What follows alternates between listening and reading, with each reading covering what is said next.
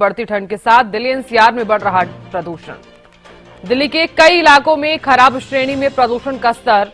फरीदाबाद, गुरुग्राम के साथ हरियाणा के कई शहरों में खराब स्तर पर एक्यूआई। करनाल, यमुनानगर, भिवानी और गुरुग्राम में 300 के पार है एक्यूआई। ये बड़ी खबर इस वक्त की आपको बता रहे हैं। तो बढ़ती ठंड के साथ दिल्ली एनसीआर में बढ़ रहा प्रदूषण। फरीदाबाद, गुरुग्राम के साथ हरियाणा के कई शहरों में खराब स्तर पर एक्यूआई। करनाल, यमुनानगर, भिवानी और गुरुग्राम में 300 के पार एक्यूआई। बढ़ती ठंड के साथ दिल्ली एनसीआर में बढ़ रहा प्रदूषण। दिल्ली के कई इलाकों में खराब श्रेणी में प्रदूषण का स्तर। फरीदाबाद, गुरुग्राम के साथ हरियाणा के कई शहरों में खराब स्तर पर एक्यूआई। करनाल, यमुनानगर, भिवानी और गुरुग्राम में 300 के पार एक्यूआई। बड़ी खबर आपको बता रहे हैं। तो प्रदूषण का सितम है, लोगों का जो दम है वो घुटता हुआ नजर आ रहा है। तो देखिए, एक तरफ तो पॉल्यूशन है, दूसरी तरफ अब ठंड भी लगातार बढ़ती नजर आ रही है।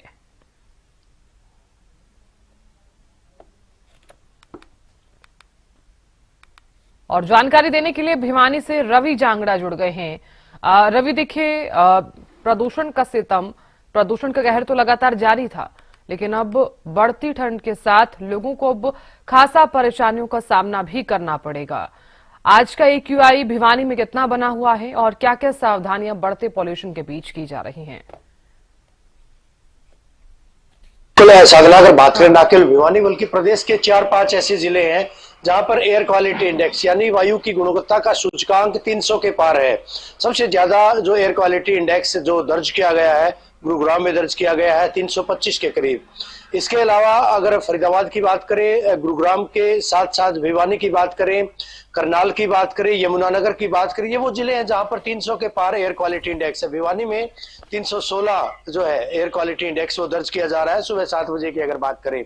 लगातार दम घोटू हवा में लोगों को सांस लेने पर मजबूर होना पड़ रहा है। इसके अलावा अगर बात करें एलर्जी की, चाहे बात करें आंखों में जलन की बात करें, समस्याएं जो है लोगों को वो बेहद उनसे रूबरू होना पड़ रहा है। इसके साथ साथ अगर बात करें ठंड जो है निरंतर वो बढ़ती जा रही है। हालांकि रात के तापमान की अगर बात की जाए, नारनौल, महेंद्रगढ़ में और हिसार में जो तापमान है, ये रात का तापमान करीबन 8.5 डिग्री दर्ज किया गया था, जो कि सामान्य से हालांकि 0.6 डिग्री सेल्सियस उसमें बढ़ोतरी दर्ज की गई थी। लेकिन फिलहाल जो है ठंड का सितम ये है, ठंड का आलम ये है कि लगातार जो पहाड़ी इलाकों में जिस तरह से ठंड बढ़ रही है तो उसका असर मैदानी इलाकों में भी देखा जा रहा है। मैदानी इलाकों में भी उस पहाड़ों की बर्फबारी का भी कहीं न कहीं असर देखा जा रहा है। और वजह यही है कि अब पूरे प्रदेश में किसी तरह का आलम है और ऊपर से दम घोटू हवा जो है, जहरीली हवा, उसमें लोगों को सांस लेने पर मजबूर होना पड़ रहा है। तो ऐसे में लोग बेहद परेशान है, अस्पतालों का रुख कर रहे हैं। खासतौर पर छोटे बच्चों की बात करें, बुजुर्गों की बात करें, उनको बेहद परेशानियों से रूबरू होना पड़ता है, क्योंकि इस मौसम में अगर बात करें जो एलर्जिक पेशेंट्स होते हैं उनको ज्यादा दिक्कत होती है। फेफड़ों में जो है सांस लेने की वजह से, जिस तरह से जो दम घोटू हवा है उसमें सांस लेते हैं तो फेफड़ों में सूजन तक आ जाती है और ऐसे में उनको काफी कॉम्प्लिकेसीज जो है वो झेलनी पड़ती है। तो अभी फिलहाल जो है इसी तरह का आलम रहने वाला जब तक मौसम में परिवर्तन नहीं होगा। हालांकि जिस तरह से ठंड बढ़ेगी, स्मॉग बढ़ेगा, तो उससे माफिक तमाम परेशानियां लोगों को उठानी पड़ेंगी।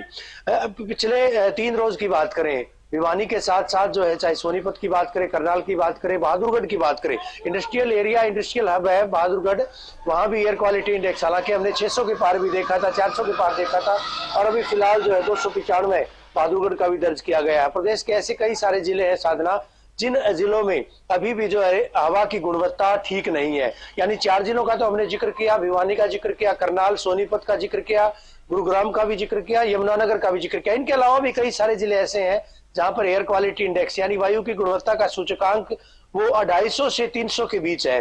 तो वो हवा भी जहरीली है, वो हवा भी दूषित है, प्रदूषित है। ऐसे में पराली जलाने के मामलों की जहां तक बात करें, इस बार सरकार के जो आंकड़े हैं काफी कमी बताई गई है विगत वर्ष की तुलना में, और विगत वर्ष उससे पहले के वर्ष की तुलना में यानी 2023 की तुलना में विगत वर्ष आंकड़ों में कमी आई थी। अब ये पराली जल कहाँ रही है, कहाँ इसका असर देखा जा रहा है, लेकिन पूरी तरह से वायु जो है प्रदूषित वो देखी जा रही है।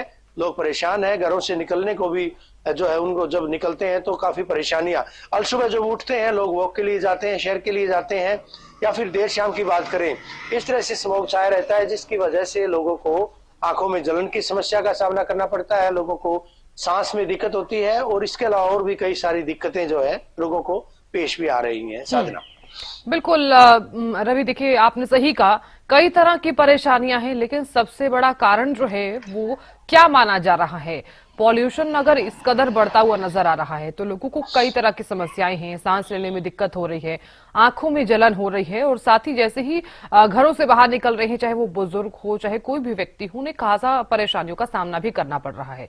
क्या मुख्य कारण जो है वो माना जा रहा है जो पॉल्यूशन इस कदर बढ़ता हुआ नजर आया? सारे फैक्टर होते हैं, क्योंकि हवा में जिस तरह से कण जो मौजूद रहते हैं, हवा मूव नहीं कर पाती, इतना मूवमेंट नहीं होता है। और जो ये मौसम होता है, इस मौसम में क्योंकि मिस्ट होती है, धुंध होती है, और धुंध के बीच जो स्मोक के कण होते हैं वो अटक जाते हैं, जो कहीं के एक्सपर्ट्स का भी मानना है। तो जिस तरह का मौसम जैसे जैसे तब्दील होगा, बूंदाबांदी अगर होती है, तेज हवा चलती है, तो उसके बाद कहीं कहीं ये इस तरह के स्मोक के बादल छट सकते हैं। लेकिन फिलहाल अभी आसार नहीं है। कमोबेश स्थिति ये है कि इस महीने में तो 2-3 दिसंबर तक ये माना जा रहा है कि मौसम परिवर्तनशील होगा, पश्चिमी विक्षोभ का असर देखने को मिलेगा। उसके बाद जब हवा का रुख बदलेगा तो निश्चित तौर पर जो ये स्मोक के कण हैं, जो हवा के अंदर जो अटके हुए हैं, तो ये इनसे निजात मिल सकती है। हर बार अक्सर देखा जाता है, जिम्मेदार जो है दिवाली को ठहराया जाता है, दिवाली पराली इनको माना जाता है कि दिवाली पर आतिशबाजी क्रैकर्स ये चलाए जाते हैं। लेकिन कहीं न कहीं फैक्ट्री ये भी है कि जो प्रदूषण का कारण जो एक मेन वजह है, हालांकि वाहनों से प्रदूषण जरूर होता है, लेकिन उस वक्त क्योंकि हवा तेज होती है, बारिश होती है, मानसून के सीजन में इस तरह के नहीं देखने को मिलता है, गर्मी के मौसम में भी ऐसा नहीं देखने को मिलता। लेकिन जब ये मौसम होता है, जब तापमान की अगर बात की जाए, रात्रि का तापमान 10 डिग्री के आसपास होता है, 10 से 12 डिग्री के बीच होता है, यानी न्यूनतम तापमान 10 से 12 डिग्री के बीच होता है, अधिकतम तापमान जब 22 से 27-28 के बीच होता है, तब निश्चित तौर पर इसी तरह का आलम देखने को मिलता है। इसी तरह से स्मोक दिखाई देता है, इसी तरह से धुंध के बीच जो है धुआं दिखाई देता है, स्मोक दिखाई देता है। उसकी वजह से लोगों को परेशानियां तो होती ही हैं।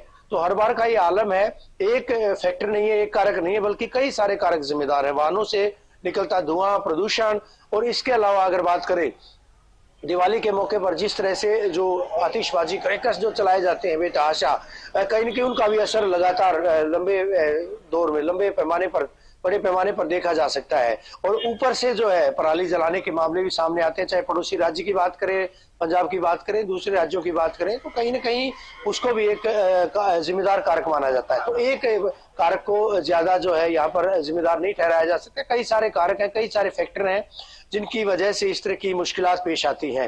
लेकिन बहरहाल निजात को मिलने के आसार अभी दिखाई नहीं दे रहे हैं, क्योंकि मौसम वैज्ञानिकों की भी अगर माने तो 30 नवंबर तक, या यूं कहिएगा कि 2-3 दिसंबर तक इसी तरह से हवा का रुख रहने वाला है। उसके बाद जब हवा का रुख बदलेगा, तेज हवाएं चलेंगी, तो निश्चित तौर पर जब मौसम में परिवर्तन होगा तो कहीं न कहीं निजात मिलने के आसार लोगों को हो सकते हैं। लेकिन फिलहाल जो है इस मौसम से, इस एलर्जी से, इस जहरीली हवा से लोगों को निजात मिलने के आसार कहीं दिख नहीं रहे हैं। जी बिल्कुल रवि, बहुत शुक्रिया जानकारी देने के लिए और नजर बनाए रखने के लिए। तो बढ़ती ठंड के साथ दिल्ली एनसीआर में अब प्रदूषण जो है वो बढ़ता हुआ नजर आ रहा है। बढ़ते पोल्यूशन से बचे कैसे, इसका भी लगातार जिक्र कर रहे हैं। ग्राफिक्स के माध्यम से अधिक पेड़ लगाए जाएं ताकि इस पॉल्यूशन से बचा जा सके।